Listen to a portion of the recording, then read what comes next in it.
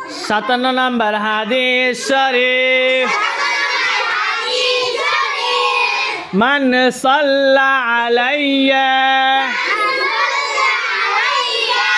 ওয়াহিদাতান সাল্লাল্লাহু আলাইহি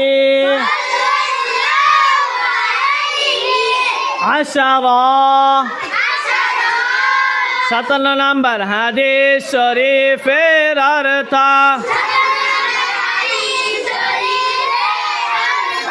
যে ব্যক্তি একবার আমার উপর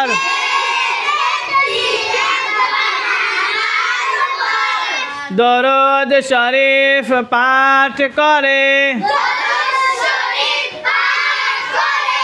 আল্লাহ তাআলা তাহার উপর